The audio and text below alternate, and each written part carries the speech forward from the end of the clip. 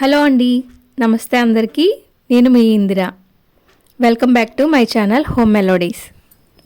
ఈరోజు నేను మెంతికూరతో chicken curry చేస్తున్నానండి. చాలా టేస్టీగా ఉంటుంది.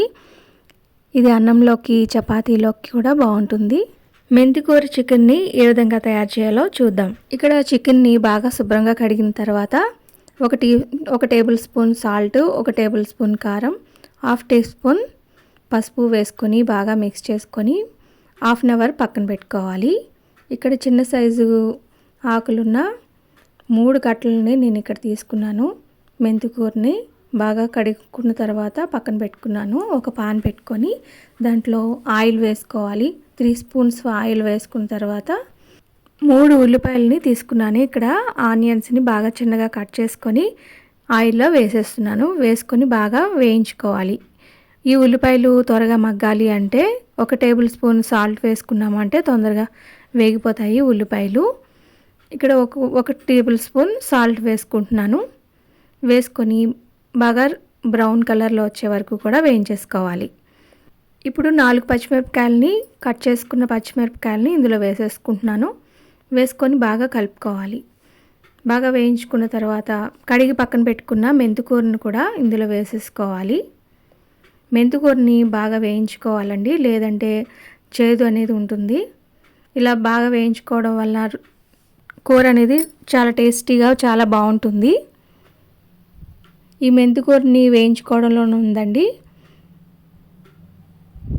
ఇలా వేయించుకోకుండా కర్రీలోనే డైరెక్ట్గా వేసుకోవడం వల్ల చాలా చేదుగా ఉంటుంది.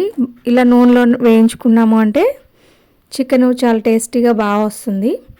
ఇందులో నేను అల్లం వెల్లుల్లి పేస్ట్ని ఒక టేబుల్ స్పూన్ అల్లం వెల్లుల్లి పేస్ట్ని వేస్తున్నాను. వేసుకొని వేయించుకోవాలి. బాగా మంచి అరోమా వచ్చే వరకు కూడా ఈ మెంతికూరని అల్లాన్ని బాగా వేయించుకోవాలి. ఇందులో హాఫ్ టీ స్పూన్ వరకు పసుపుని అయితే వేస్తున్నానండి. ఒక టేబుల్ స్పూన్ కారం వేసుకోవాలి. ఒక టేబుల్ స్పూన్ సాల్ట్ వేసుకోవాలి.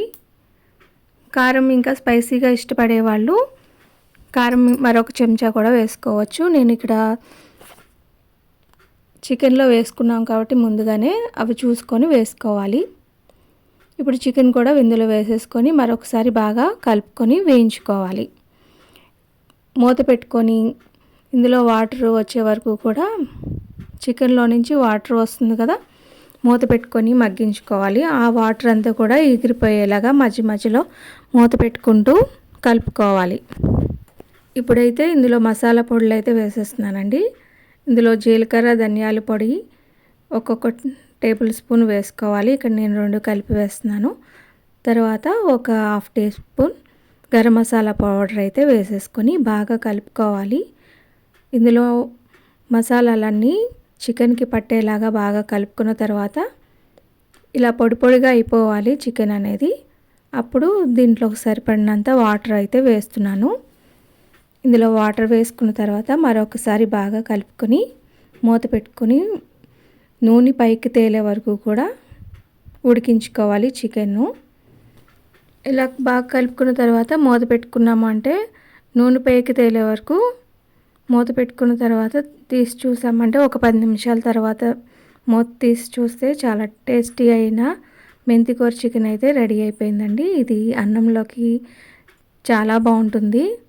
ఇది కొంచెం రైస్లో వేసుకున్నా కూడా చాలా చాలా టేస్టీగా ఉంటుంది. అంత బాగుంటుంది. చపాతీలో కూడా చాలా టేస్టీగా చాలా బాగుంటుందండి. అన్ని రైస్ ఐటమ్స్లో కూడా చాలా టేస్టీగా చాలా బాగుంటుంది. ఒకసారి మీరు కూడా ట్రై చేసి చూడండి. మరిన్ని వీడియోస్ కోసం నా ఛానల్ని అయితే సబ్స్క్రైబ్ చేసుకోండి. వీడియో నచ్చితే లైక్ చేయండి, షేర్ చేయండి. Thank you for watching.